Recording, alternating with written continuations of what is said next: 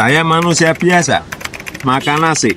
Gak nasi, gak makan. Ya itulah kata orang-orang Indonesia sekarang. Makan mie pakai nasi. Habis makan nasi, ngemilnya roti. Yap, mayoritas masyarakat kita udah jadi nasi atau beras sebagai makanan pokok. Tapi lu tahu gak bahwa nenek moyang kita itu makanan pokoknya bukan beras? Dan fakta uniknya, beras jadi makanan pokok populer orang Indonesia itu baru akhir-akhir ini. Dan kalau lu lihat berita sekarang, Indonesia itu tiap tahunnya impor beras. Kenapa? Karena produksi beras lokalnya gak cukup buat menuhin permintaan masyarakat Indonesia. Kenapa bisa kurang? Ya banyak faktornya sih, tapi kalau lu lihat sejarah, 100 tahun yang lalu kakek nenek kita gak tiap hari makan nasi. Jadi mereka juga bertani, tapi gak semuanya pesawahan yang penuh padi. Dan sekarang populasi kita meledak dibarengi dengan permintaan beras yang tinggi. Petani lokal kita belum siap, maka harus dibuka lebih banyak lagi pesawahan atau impor beras buat menuhin permintaan yang mendesak.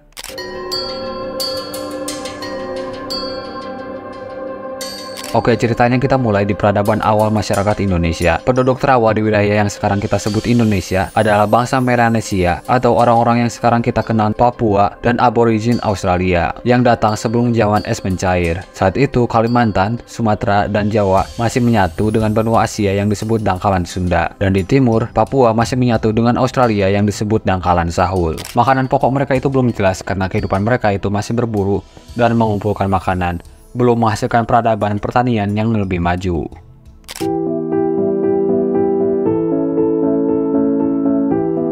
Oke, selanjutnya setelah zaman es mencair, bangsa dari Pulau Formosa Taiwan mulai menyebar sekitar 5.000 tahun yang lalu. Bangsa itu adalah bangsa pelaut, yaitu Austronesia. Migrasi besar mereka terjadi 2 tahap dan 2 jalur. Tahap pertama lewat Filipina yang dikenal Proto Melayu atau Melayu Tua. Saat itu kebudayaan maritim mereka masih kuat, dan makanan pokok mereka adalah hasil tangkapan laut berupa ikan dan juga tumbuhan khas pesisir kayak kelapa dan sagu. Ketika mereka mulai menetap di satu pulau, mereka mengembangkan sistem pertanian. Mulailah mereka mengelola pisang, ubi-ubian, dan sagu. Selanjutnya gelombang migrasi besar Austronesia kedua datang, yaitu Deutero Melayu atau Melayu Muda. Mereka migrasi melalui darat yaitu Indochina, yang mana saat itu kebudayaan Indochina sudah lebih maju dalam pertanian, dan mereka mengelola pesawahan padi. Ini membuat teknologi pertanian bangsa Austronesia semakin maju dan dibawalah ke selatan.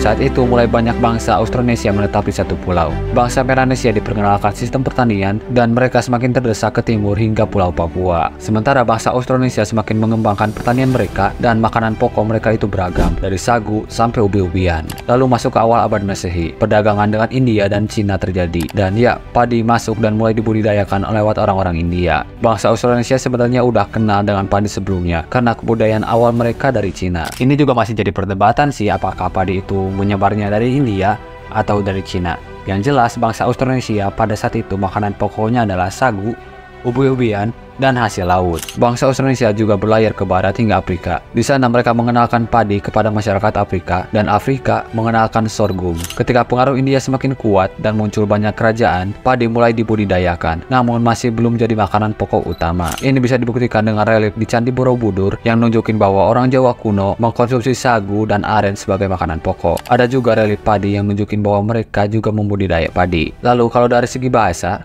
orang Jawa punya kata senggo yang artinya nasi, dan masyarakat Sunda punya sangu yang artinya juga nasi. Ini bisa jadi bukti kuat bahwa kemungkinan besar makanan pokok nenek moyang kita itu adalah sagu, tapi tetap variatif dan gak terfokus pada satu pangan doang.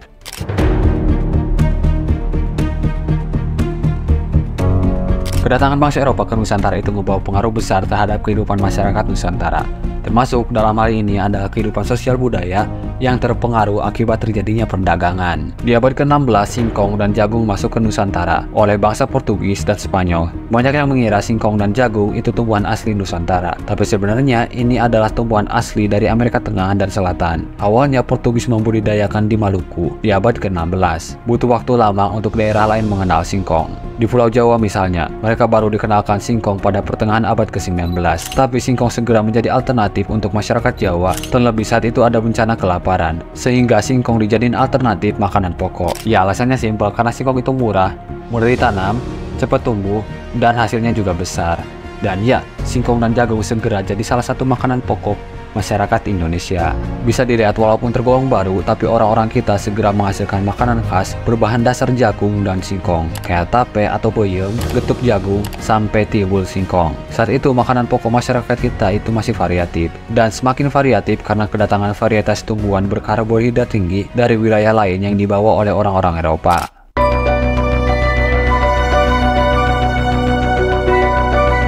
Yap, masuk ke era Indonesia sedang merdeka. Gejolak kehidupan masyarakat membaik. Tapi ada satu kebijakan unik dari pemerintahan Orde Baru, yaitu swasembada beras. Kebijakannya bagus sebenarnya, yaitu untuk mencapai kemandirian pangan dan memberantas kemiskinan ekstrim yang emang tinggi banget saat itu.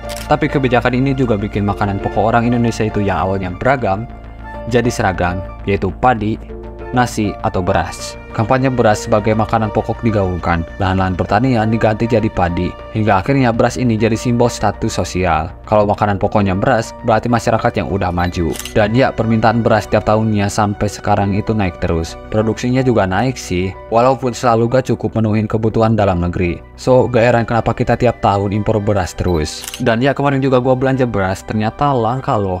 Pantesan harganya naik. Ya, tetap sih gua beli beras karena gua juga makan nasi.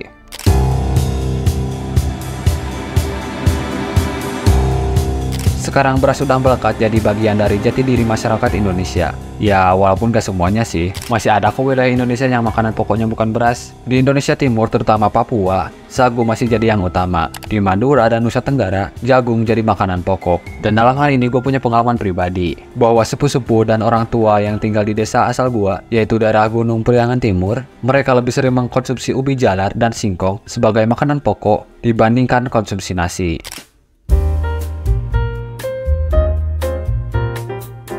Ya, saran gua sih dalam hal pangan ini kita bisa balik ke tradisi nenek moyang kita. Makanan pokok mereka itu variatif. Sumber karbohidrat mereka bukan cuma dari beras. Dan ketika dihantam dengan kelangkaan beras kayak sekarang, kita bakal lebih gampang untuk pakai komoditas lain sebagai sumber energi. Kita punya ubi jalar, sagu, singkong, dan jagung. Dan ya, tumbuhan-tumbuhan itu juga sehat dan masih mudah kita dapetin kok. Gimana menurut kalian, Anda yang makanan pokoknya bukan beras? Coba ngobrol di kolom komen ya.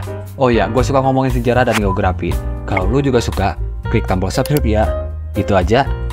Nuhun.